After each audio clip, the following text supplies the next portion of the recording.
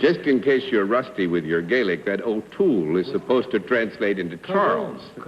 Caroon. Well, thank you. And I don't think that's right either. But let's see what we can do with our first contestant.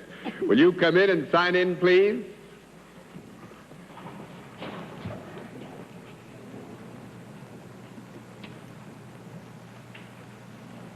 Raymond Spahr. That right, sir? Yes, sir.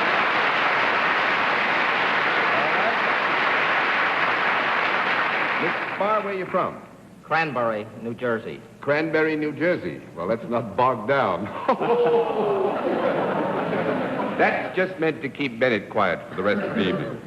Well, I must say, Mr. Spahr, that coming from Cranberry, you may know some of these folks because it's not too far away, but would you like to meet the panel entire? How do you do? How do you do? Mr. Spahr, will you join me over here, sir, please? Yes. Do you know how we keep score, Mr. Spahr? Yes, sir. If you do, we'll let the folks in the audience here in the theater and those who are looking in at home know exactly what your line is.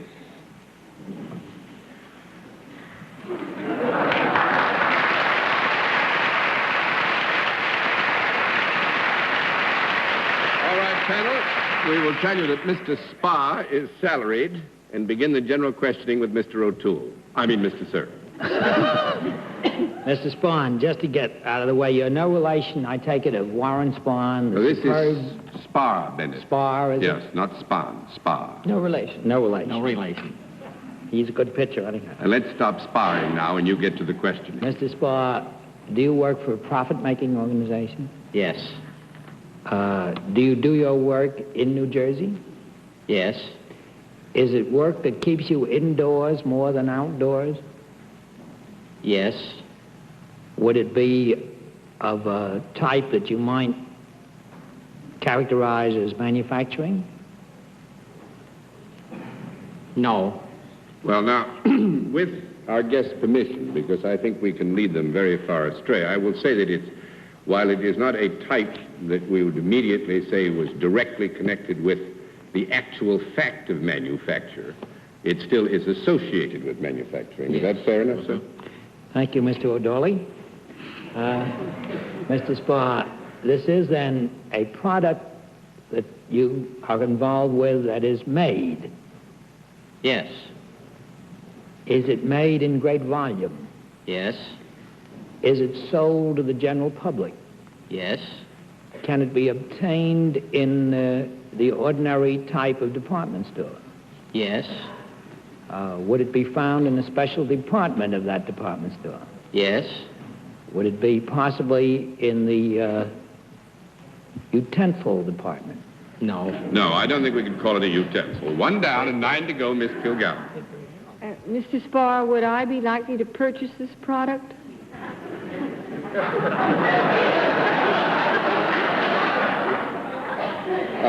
Yes.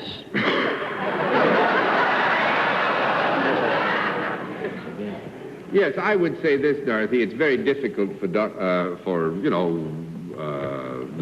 ordinary human being to know exactly when you would have a need for something particularly, but it is not unreasonable to assume that under certain circumstances you would buy this product.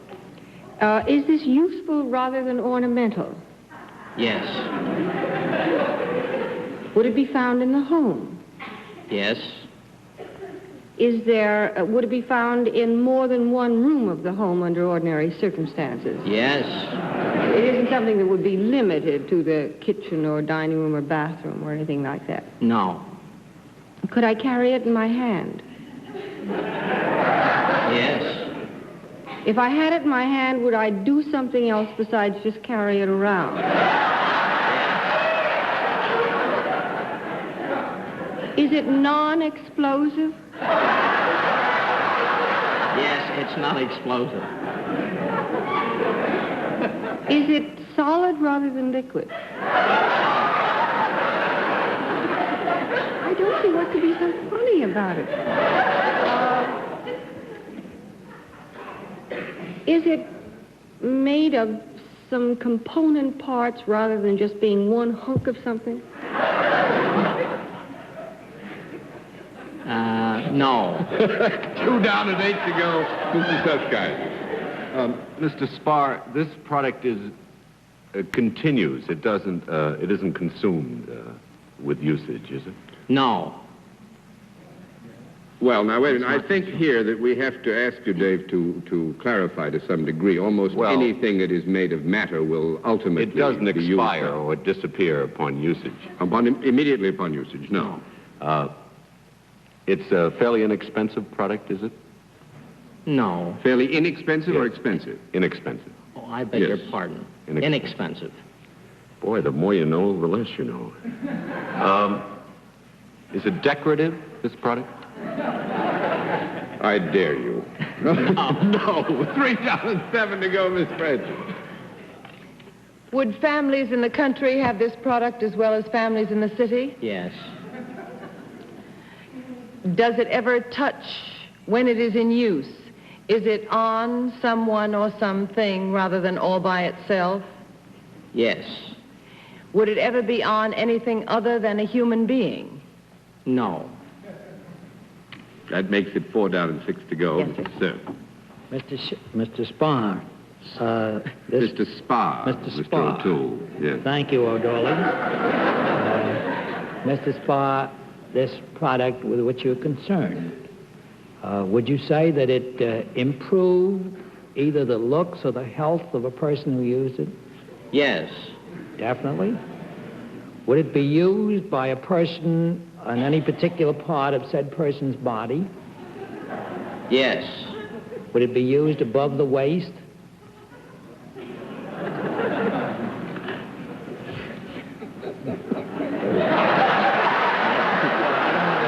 You know more about this than I do. I don't see why this calls for any conference. I think, Bennett, to avoid being misleading here, we'll give you a no. That's 5 down and 5 to go, Miss Kilgallen. Not used above the waist. Not used above? Not used above the waist, unless they're high-waisted, of course.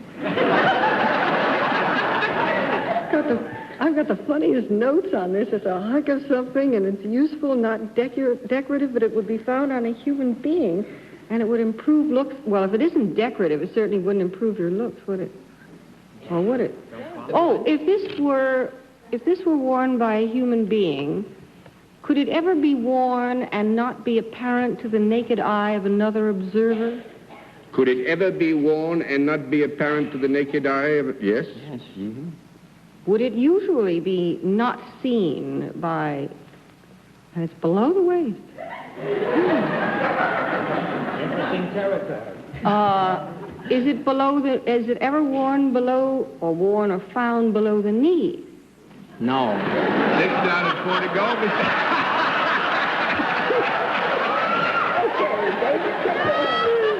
That's a long one.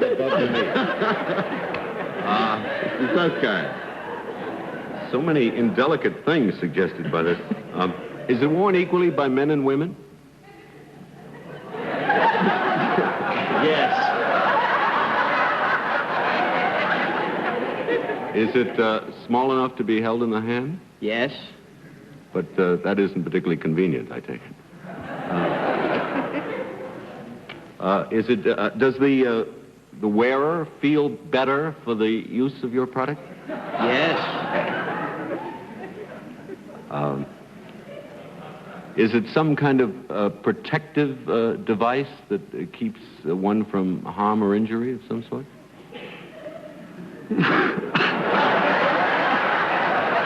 I tell you what, I'm a coward. I'm going to flip it. Can I take a stab at that? Take a stab, Bennett. Is it in the zipper family? No, it's not in the zipper family. Money belt. I want you to meet Dr. Ray Spahr, who is the scientist in charge of research in diapers at the Chicopee Mill.